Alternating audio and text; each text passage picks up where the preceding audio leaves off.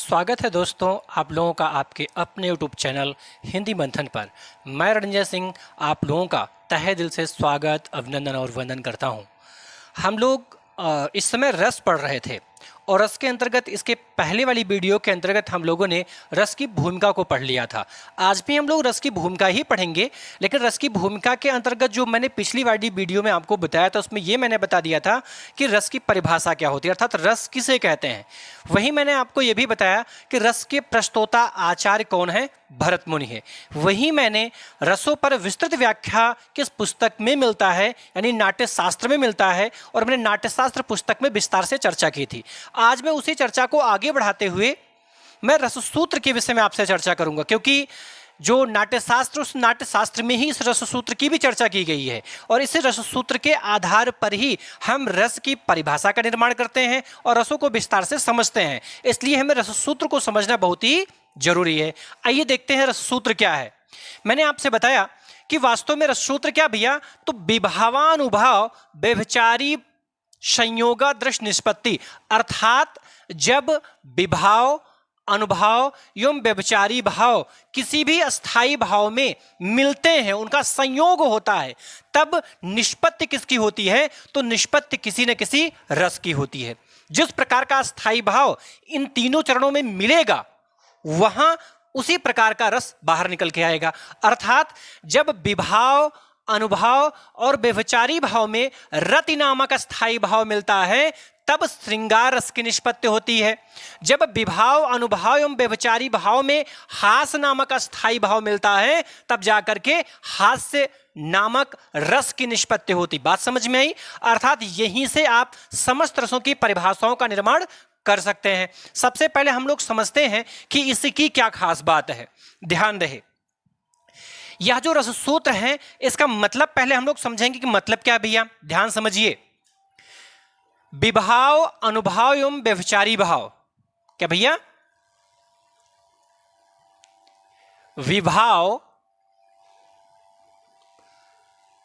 अनुभाव, अनुभाव एवं व्यभिचारी भाव एवं व्यभिचारी भाव का संयोग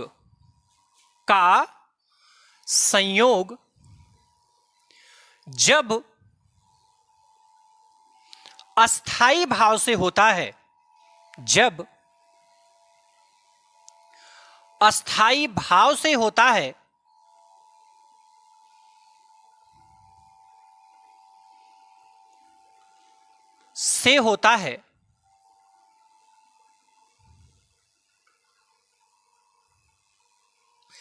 तब रस की निष्पत्ति होती है। तब रस की निष्पत्ति होती है।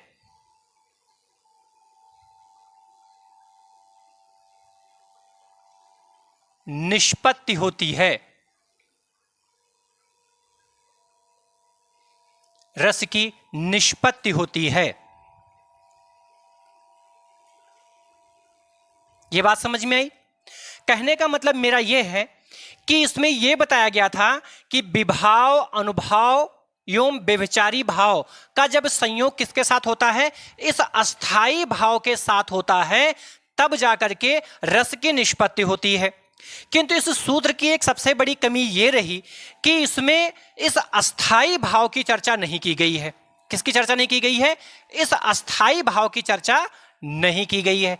क्यों नहीं की गई है, इसका भी कारण है। इसलिए इसमें अस्थाई भाव की चर्चा नहीं की गई क्योंकि भरत मुनि ये मानते थे कि जो अस्थाई भाव होते हैं वो व्यक्ति के हृदय में स्थित होते हैं, सुसुप्तावस्था में। इसलिए उन्होंने इस रस सूत्र के अंतर्गत इस अस्थाई भाव की चर्चा नहीं की। उन्होंने किन किन की चर्चा की, अर्थात रस के किन किन अवयवों की चर्चा की, किन किन अंगों की चर्चा की, तो उन्होंने विभाव, अनुभाव एवं व्यभिचारी भाव, जिसे हम संचारी भाव के नाम से जानते हैं, इन तीन ही रस के अवयवों की चर्चा की। जबकि रस के जो अवयव होते कितने हैं? 4 अवयव होते हैं। उसमें एक विभाव होता है, एक अनुभाव होता है, एक व्यभिचारी भाव होता है और एक अस्थाई भाव होता है। तो यहां से 2-3 प्रश्न बनते हैं। पहला प्रश्न पेपर में यह पूछा गया भैया, ये पॉइंट टू पॉइंट हम नोट करेंगे कि आचार्य भरत मुनि ने अपने रस सूत्र के अंतर्गत कितने रस के अवयवों की चर्चा की है? तो केवल और केवल 3 रस के अवयवों की चर्चा की है। लिखेंगे, आचार्य भरत मुनि ने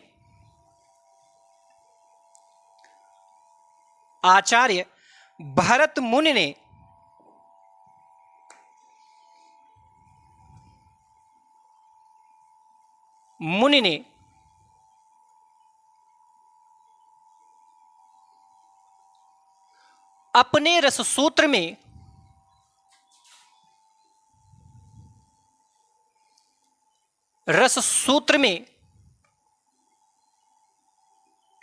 केवल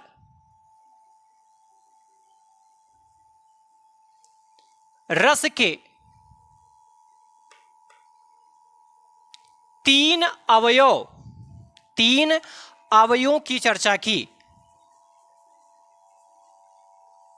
अवयव माने क्या होता है? अंग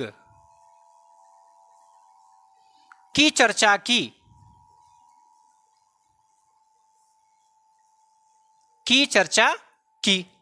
वो 3 अवयव हैं कौन कौन से? तो वो 3 अवयव भैया, पहला अनुभव है, पहला जो अवयव है वो क्या भैया? विभाव। दूसरा क्या है? तो दूसरा है अनुभाव।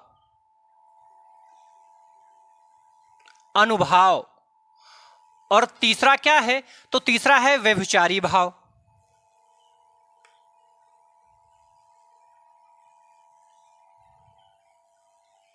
व्यभिचारी भाव। इन 3 अवयवों की चर्चा आचार्य भरत मुनि ने अपने रस सूत्र के अंतर्गत की। पेपर में प्रश्न एक बार फिर पूछा गया था कि वास्तव में आचार्य भरत मुनि ने अपने इस रस सूत्र के अंतर्गत रस के किस अवयव की चर्चा नहीं की? तो किसकी चर्चा नहीं की भैया? अस्थाई भाव की चर्चा नहीं की है।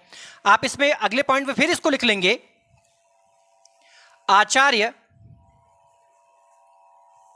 भरत मुनि ने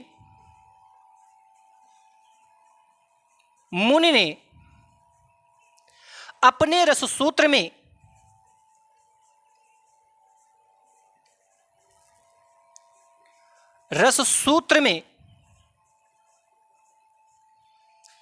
अस्थाई भाव की चर्चा नहीं की है।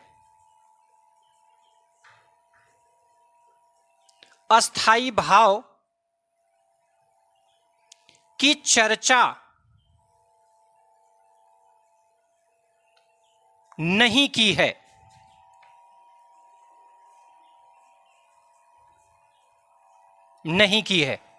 बात समझ में आई भैया? आप इसका एक स्क्रीनशॉट लीजिए, फिर मैं आगे की चर्चा करता हूं आपसे।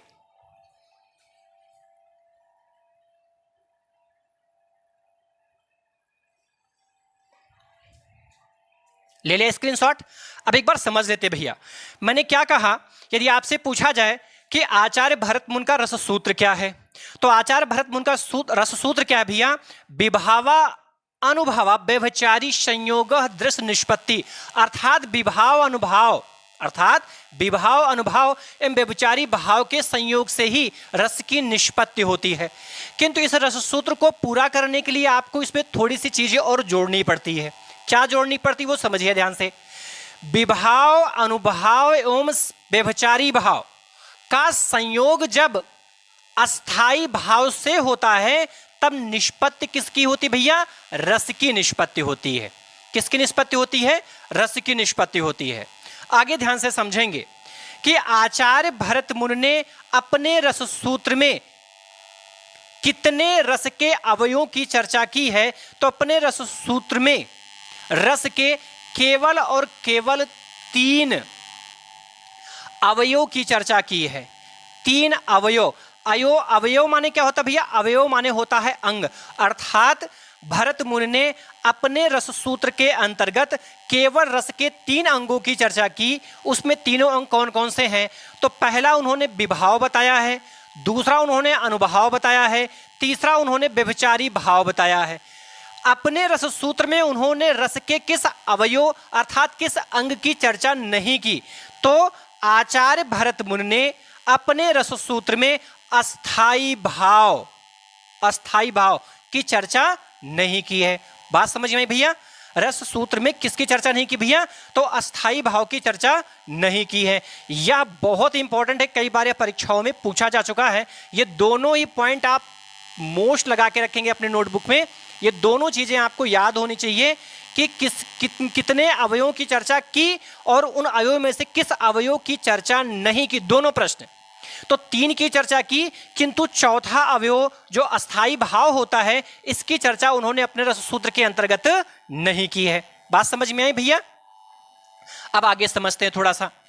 देखिए, आगे समझने का विषय वस्तु यह है कि ये जो रस सूत्र है, इस रस सूत्र का वास्तविक लाभ हमारी परीक्षा के लिए क्या है, हमारे लिए क्या है। तो ध्यान रहे, आप इसका जो सबसे बड़ा लाभ पाते हैं वो लाभ ये पाते भैया, मैं आपको तरीका बताता हूं। देखिए, थोड़ा सा आपको परिवर्तन करना है। विभाव, अनुभाव, व्यभिचारी भाव, संयोगादर्श, निष्पत्ति, इसका मतलब वास्तविक मतलब क्या है कि जब विभाव, अनुभाव एवं व्यभिचारी भाव का संयोग जब अस्थाई भाव से होता है, ठीक है, रति नामक अस्थाई भाव। अब इसमें देखो, मैं जोड़ के आपको बता रहा हूं, अस्थाई भाव के आगे, यही आपको इसी के आगे क्या करना है, अस्थाई भाव हमेशा जोड़ना होगा। आपने रति जोड़ दिया, तो जैसे ही आपने रति यहां पर जोड़ा, रति नामक अस्थाई भाव से होता है, अर्थात जब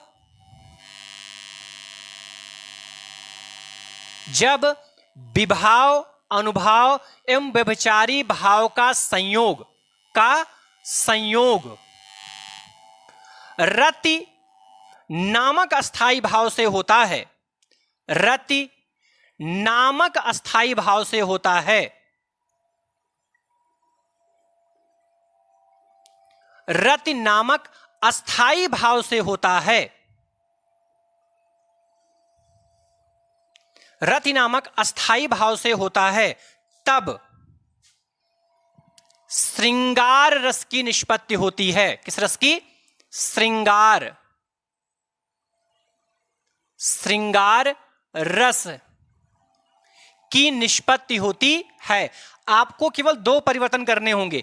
एक, यहां पर आपको अस्थाई भाव बदलना, यहां पर अस्थाई भाव बदलना पड़ेगा और यहां पर आपको रस का नाम बदलना पड़ेगा। ये 2 परिवर्तन के साथ ही आप किसी भी रस की परिभाषा का निर्माण कर सकते हैं। कैसे कर सकते हैं?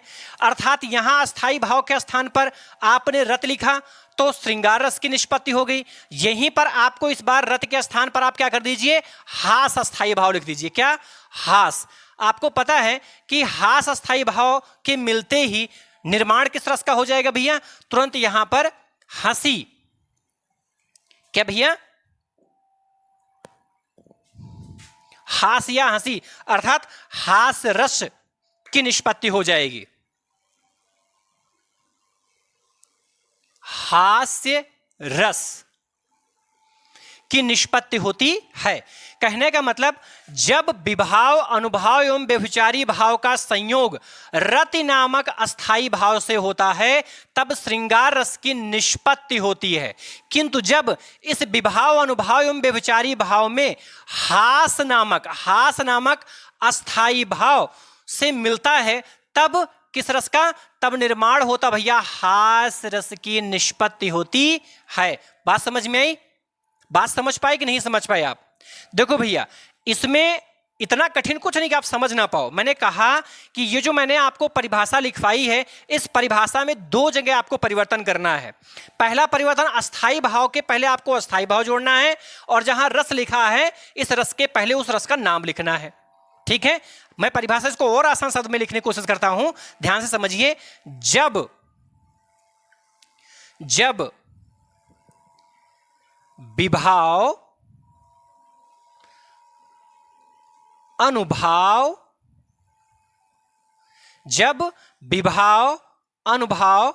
एवं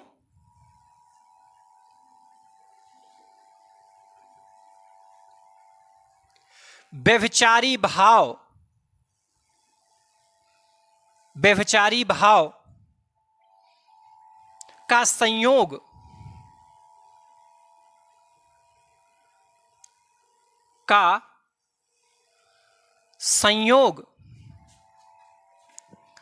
रति नामक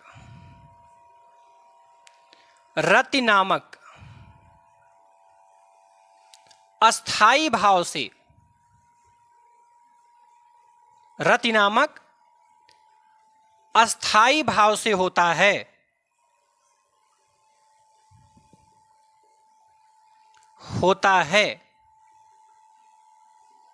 तब श्रृंगार रस की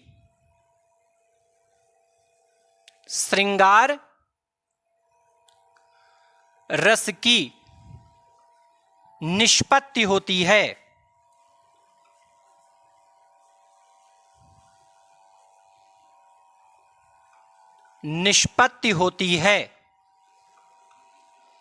बात समझ में आई? देखो, आपको यहां पर परिभाषा के अंतर्गत आप जो 9 रस हैं उन 9 रसों की परिभाषा में यहां पर सदैव अस्थाई भाव लिखना और यहां पर सदैव आपको क्या करना है, रस का नाम लिखना होगा। आपसे श्रृंगार रस की परिभाषा बनानी थी, आपने क्या किया, जब विभाव, अनुभाव एवं व्यभिचारी भाव का संयोग रति नामक अस्थाई भाव से होता है तब श्रृंगार रस की निष्पत्ति होती है। बात समझ में आई? अब यहीं पर आपको हास का बनाना है। किसका? हास, अर्थात हास रस का आपको परिभाषा बनाना है। तो हास रस का स्थायी भाव क्या होता है? हास या हंसी। तो यहां पर इस स्थान पर अर्थात जहां पर अस्थाई भाव लिखा है वहां पर कोई उसका अस्थाई भाव आप लिख दीजिए। आपने लिख दिया हास अस्थाई भाव हंसी का है। अब यहां से श्रृंगार बदल जाएगा और यहां पर अब किस रस की निष्पत्ति हो जाएगी? अब यहां पर निष्पत्ति होने लगेगी हास्य रस की। किसकी? हास्य रस की। बात समझ में आई? बात समझ में आया? अब देखिए, आप इसके अलावा और भी बहुत सारे रस हैं। जैसे आपको निर्माण करना है शांत रस का। किसका? शांत रस का। तो शांत रस का स्थायी भाव क्या होता है? शांत रस का स्थायी भाव होता है निर्वेद। निर्वेद होता है। ठीक है, तो आपने अस्थाई भाव के स्थान पर निर्वेद लिख दिया और यहां पर रस के स्थान पर क्या लिखना? आपको शांत रस लिख देना है। क्या? शांत रस। और अब ये शांत रस की परिभाषा बनकर के तैयार हो गई। अर्थात जब विभाव, अनुभाव एवं व्यभिचारी भाव का संयोग निर्वेद नामक अस्थाई भाव से होता है तब शांत रस की निष्पत्ति होती है। बात समझ में आई? अर्थात इस रस सूत्र के आधार पर आप जो कुल 9 रस हैं, ध्यान रहे इसमें अलग अलग संख्याएं हैं। आपसे केवल रस पूछे रस कितने होते हैं, तो रस केवल 9 होते हैं। ठीक है, मूल रस पूछे तो भी 9 होते हैं। ठीक है, व्युत्पत्ति मूलक पूछे तो व्युत्पत्ति मूलक 11 होते हैं और कुल रस पूछे तो कुल रसों की संख्या 11 होती है।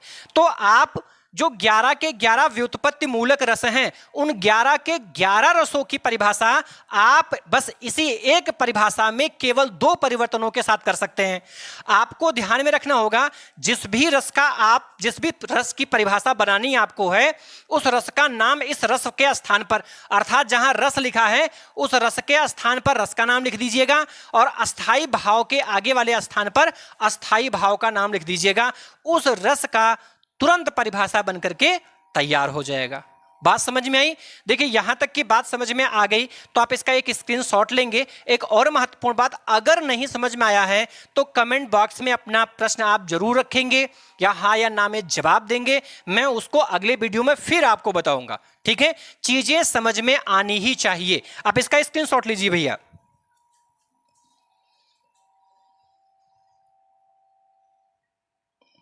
ले लिया स्क्रीनशॉट आपने? चलिए, बहुत अच्छी बात है। अब हम लोग रस सूत्र की चर्चा के बाद में अब हम लोग चर्चा में रखेंगे रस। क्या रखेंगे भैया? रस। भाई रस कितने होते हैं, उनकी संख्या क्या है, कौन कौन से होते हैं, क्या होते हैं, कैसे होते हैं, सब हम लोग विस्तार से समझेंगे। ठीक है, जल्दबाजी ना हम कर रहे हैं ना जल्दबाजी आप करें।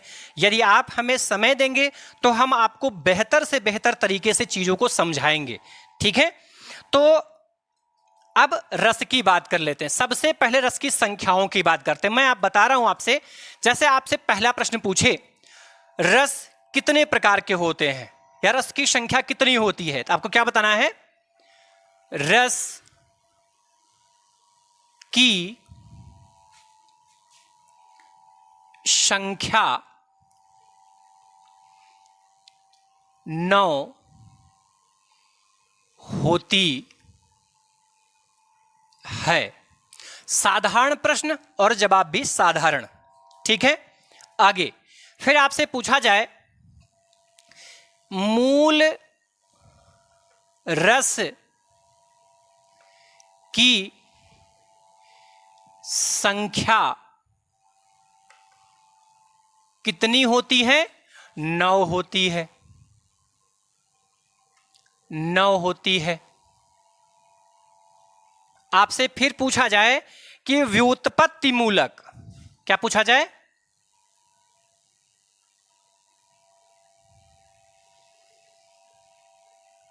व्युत्पत्ति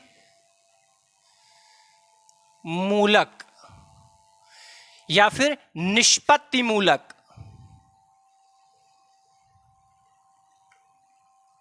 निष्पत्ति मूलक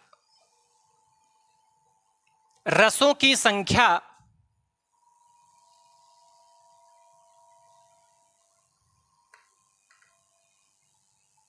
की संख्या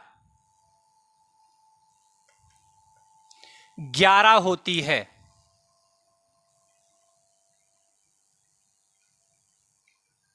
11 होती है। ठीक, फिर आपसे पूछ लिया जाए कि कुल रसों की संख्या कितनी होती है? कुल रसों की संख्या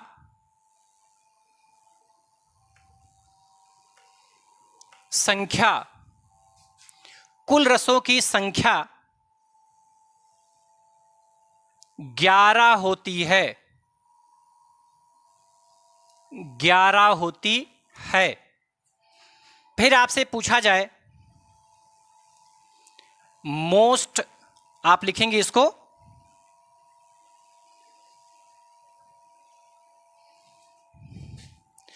आचार्य भरत मुनि के अनुसार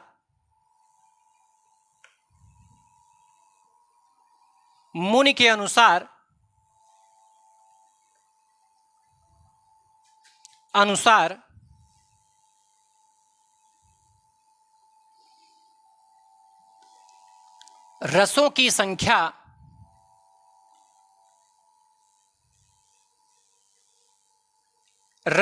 संख्या 8 होती है। 8 होती है।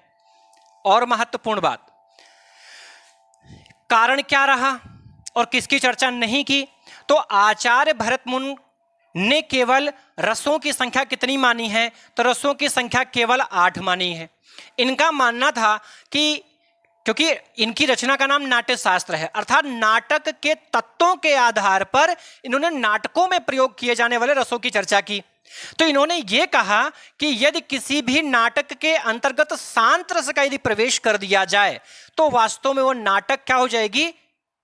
आत्मा विहीन हो जाएगी, अर्थात वो नाटक ही समाप्त हो जाएगा। भाई नाटक में चहल पहल, कौतूहल, स्टोरी का धमाकेदार चलना बहुत जरूरी होता है। अब पता चले कोई नाटक या कोई कहानी देख रहे हैं, उसमें शांत रस आ जाए तो नाटक अपने मूल तत्व को खो बैठेगा। अर्थात नाटकीय तत्वों के आधार पर आचार्य भरत मुनि ने केवल और केवल 8 रसों की चर्चा की है, 9वां रस उन्होंने नहीं माना। अर्थात यह भी प्रश्न पेपर में पूछा गया है कि उन्होंने रसों की श्रेणी में किस रस को, अर्थात 9 रसों की श्रेणी में किस रस को स्थान नहीं दिया। तो 9 रसों की श्रेणी में उन्होंने शांत रस को स्थान नहीं दिया। आप लिख सकते हैं आचार्य भरत मुनि ने शांत रस की चर्चा नाट्य शास्त्र में नहीं की है। आचार्य भरत मुनि ने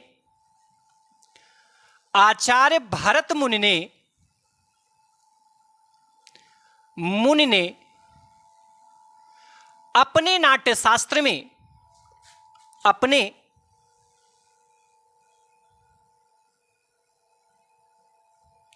नाट्य शास्त्र में, नाट्य शास्त्र में शांत रस की चर्चा नहीं की है। शांत रस की चर्चा नहीं की है, नहीं की है। यह बात आपको ध्यान में रखनी है। यानी आपसे पूछा जाए कि रसों की संख्या कितनी भैया, तो रसों की संख्या होती है 9। आपसे पूछे मूल रसों की संख्या कितनी होती है, तब भी आपको बताना है 9। आपसे पूछे व्युत्पत्ति मूलक या निष्पत्ति मूलक रसों की संख्या कितनी होती है, तो भैया 11। आपसे पूछा जाए कि कुल रसों की संख्या कितनी होती है, 11। आपसे पूछा जाए आचार्य भरत मुनि ने कितने रसों की चर्चा की है, तो केवल और केवल 8 रसों की चर्चा की है। किसमें? अपने नाट्यशास्त्र या अपनी पुस्तक के अंतर्गत। फिर आपसे पूछ लिया जाए कि आचार्य भरत मुनि ने नाट्यशास्त्र के अंतर्गत 9 रसों में से किस रस की चर्चा नहीं की, तो आचार्य भरत मुनि ने अपनी पुस्तक नाट्यशास्त्र के अंतर्गत शांत रस की चर्चा नहीं की। क्यों नहीं की? क्यों? इसलिए नहीं की क्योंकि उनका मानना था यदि किसी नाटक के अंतर्गत शांत रस का प्रवेश कर दिया जाए तो वह नाटक ही समाप्त हो जाएगा, नाटक अपने नाटकीय तत्वों को खो बैठेगा। इसलिए उन्होंने शांत रसों को रस की श्रेणी में नहीं रखा। बात समझ में आई भैया यहां तक की? चलिए यहां तक का स्क्रीनशॉट लीजिए, आगे की चर्चा मैं आपसे करता हूं।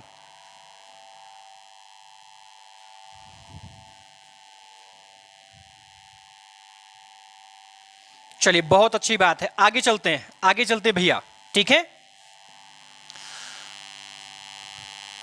अब देख लेते हैं कि ये जो आपके 11 रस हैं, 11 के 11 रस हैं कौन कौन से, है ना।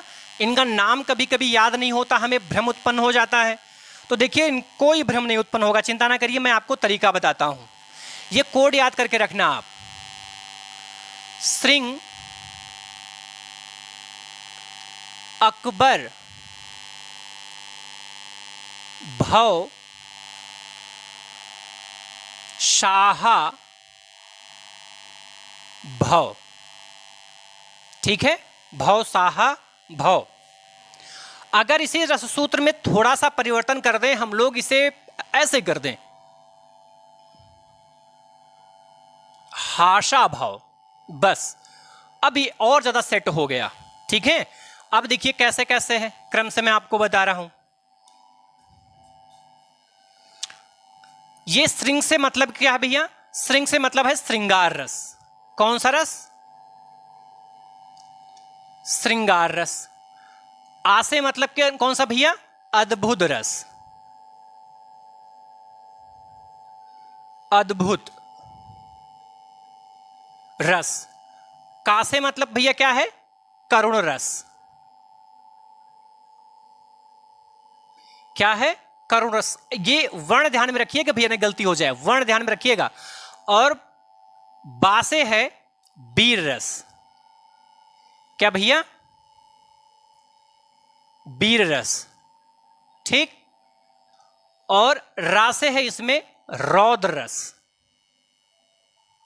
कौन सा रस?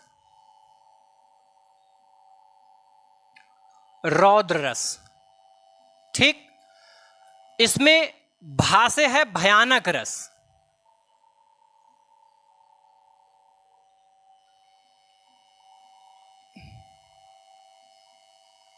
भयानक रस, भयानक रस। और वा से इसमें क्या भैया? विभत्स रस।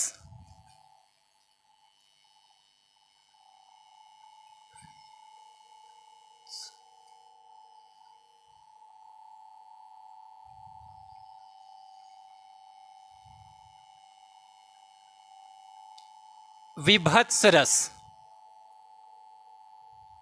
ठीक। अब ये हा से क्या है इसमें? हास्य रस। क्या है? हास्य रस, ठीक। और ये सा से क्या भैया, शांत रस। कौन सा रस भैया, शांत रस। शांत रस हो गया। ठीक है, अब ध्यान से समझो। इसमें भैया नंबर 1 पर है श्रृंगार रस, नंबर 2 पर है अद्भुत रस, नंबर 3 पर है करुण रस, नंबर 4 पर है वीर रस, नंबर 5 पर है रौद्र रस, नंबर 6 पर है भयानक रस, नंबर 7 नंबर 7 पर है विभत्स, और नंबर 8 पर है हास रस। ये 8 तक के जो रस हैं, इन 8 तक के रसों की खोज किसने की है, आचार्य भरत मुनि ने। क्या लिखेंगे, नंबर 1 से 8 तक के रसों की खोज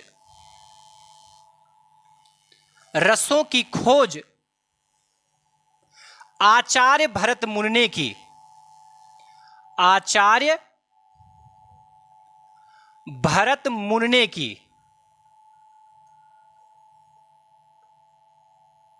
भरत मुनि ने की। लेकिन ये जो 9वां रस है, 9वां रस कौन सा है, शांत रस। आगे लिखेंगे, तथा 9वें रस की खोज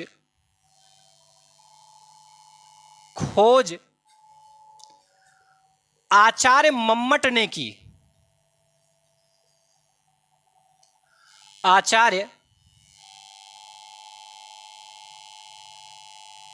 मम्मट ने की।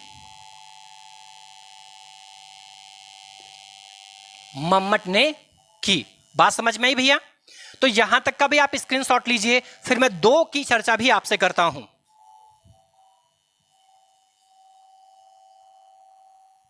ले लिया स्क्रीनशॉट आपने? बहुत अच्छी बात है, आगे चलते हैं हम लोग। ले लिया आपने यहां तक स्क्रीनशॉट ना? आपको याद क्या करना है, स्त्रिंग अकबर भव हासा भव। ठीक है, हासा भाव इसलिए क्योंकि अगर हासा भाव आपने इसमें कोड में कर दिया तो इनका सीक्वेंस सेट हो जाएगा, क्रम से सेट हो जाएगा। ठीक है, इसमें ध्यान रहे कि 1 नंबर से लेकर के ये 8 नंबर तक के जो रस हैं, अर्थात श्रृंगार है, अद्भुत है, करुण है, वीर है, रौद्र है, भयानक है, विभत्स है और हास्य रस तक की खोज किसने की है, तो आचार्य भरत मुनि ने की है। आचार्य भरत मुनि ने की है। किंतु उसमें जो 9वां रस शांत रस है, उस शांत रस की खोज किसने की, आचार्य मम्मट ने की। किसने की भैया, आचार्य मम्मट ने की। यह बात आपको ध्यान में रखना होगा।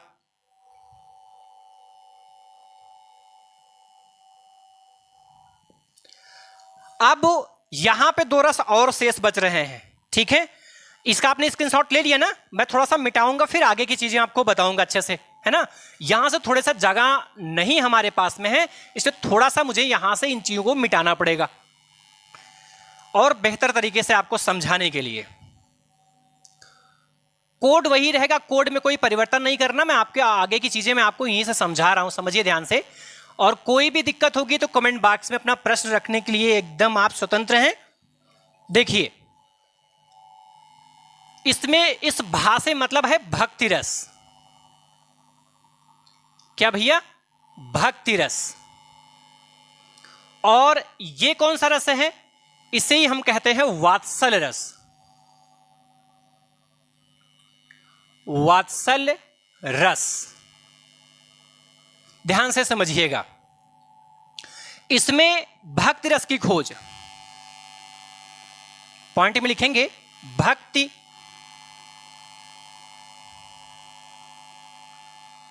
रस की खोज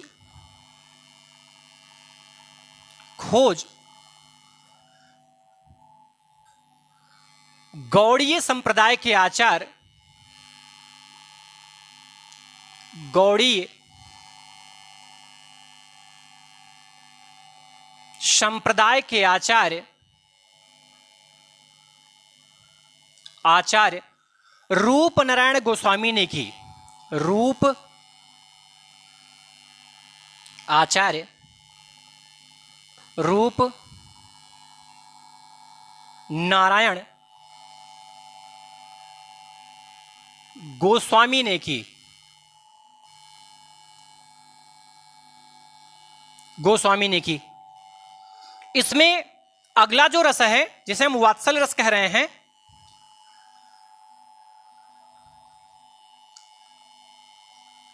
वात्सल्य रस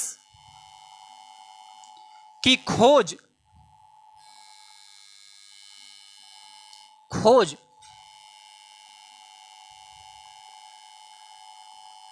आचार्य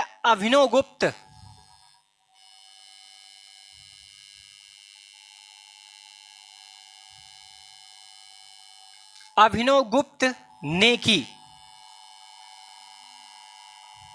यहीं से एक बात और, वात्सल सम्राट कौन माने जाते हैं? तो वात्सल सम्राट माने जाते हैं कौन? सूरदास जी। लिखेंगे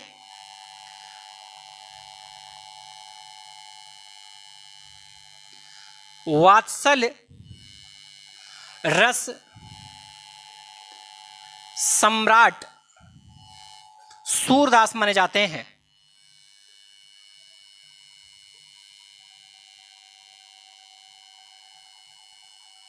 माने जाते हैं।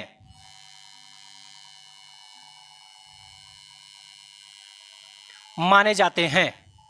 बात समझ में आई? यदि आपसे पूछा जाए कि श्रृंगार रस, अद्भुत रस, करुण रस, वीर रस, रौद्र रस, भयानक रस, वात्सल रस, हास रस तक की खोज किसने की? तो आचार्य भरत मुनि ने की। आपसे ये शांत रस पूछा जाए तो इस शांत रस की खोज किसने की? मम्मट ने की। किसने की भैया? मम्मट ने की। मम्मट ने की। ठीक है। और यहां हास रस से लेकर के ये श्रृंगार रस तक की मैं बात करता हूं। ठीक है। यहां तक की खोज किसने की? भरत मुनि ने की। अब यदि गहराई में समझना चाहते तो थोड़ा सा और हम गहराई से समझते हैं, क्योंकि एमए की जो किताब थी उस एमए की किताब के अंतर्गत यह बात लिखी गई है कि वास्तव में शांत रस की खोज तो की थी उद्भट ने। किसने की थी? उद्भट ने। किंतु साहित्य में स्थान किसने दिलवाया था? तो साहित्य में स्थान दिलवाया था मम्मट ने। इसलिए शांत रस का खोजकर्ता कौन मान लिया गया? आचार्य मम्मट मान लिया गया। खोज उद्भट ने की थी लेकिन मान्यता किसने दिलवाई? मम्मट ने दिलवाई। इसलिए शांत रस के खोजकर्ता कौन माने जाएंगे? आचार्य मम्मट ही माने जाएंगे। बात भक्ति रस की करें तो भक्ति रस की खोज, इस भक्ति रस की खोज गौड़ीय संप्रदाय के आचार्य रूप नारायण गोस्वामी जी ने की। और जो आपका वात्सल रस है, इस वात्सल रस खोज, अब देखिए यही मामला यहां पे फंसता है। कुछ किताबों में दिया गया है कि वात्सल रस की खोज किसने की? सूरदास ने की। हां लो, मैंने भी कह दिया कि सूरदास ने की। किंतु साहित्य में स्थान किसने दिलवाया था? पता है आपको? साहित्य में स्थान जो दिलवाया था वो अभिनवगुप्त ने दिलवाया था। और साहित्य में स्थान जो दिलवा देता है उस रस को, वही उस रस का खोजकर्ता माना जाता है। ठीक है। अर्थात पुस्तक में पहुंचाने तक का कार्य किसने किया? अभिनवगुप्त ने किया। इसलिए अभिनवगुप्त को ही वात्सल रस का खोजकर्ता माना जाता है। किंतु वात्सल रस का प्रयोग साहित्य में किसने सबसे ज्यादा किया है? सूरदास जी ने किया है। क्योंकि भगवान कृष्ण के बाल्यकाल की चर्चा जो विस्तार रूप से की है वो किसने की है? सूरदास जी ने की है। इसलिए सूरदास जी को वात्सल रस का सम्राट माना जाता है। किंतु वात्सल रस की खोज का जो श्रेय जाता है वो अभिनवगुप्त को जाता है। यह बात आपको ध्यान में रखनी होगी।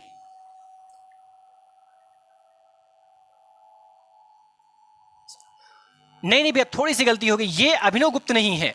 ये अभिनवगुप्त नहीं है। इसमें थोड़ा सा परिवर्तन करिएगा। अभिनवगुप्त नहीं है, विश्वनाथ है भैया, विश्वनाथ। विश्वनाथ, यह बात आपको ध्यान में रखनी है। विश्वनाथ किसने भैया? विश्वनाथ ने। तो आज की क्लास को मैं यहीं पर संपन्न करता हूं। इसके आगे की चीजों की चर्चा मैं अगले दिन करूंगा। आज की क्लास यहीं तक। धन्यवाद।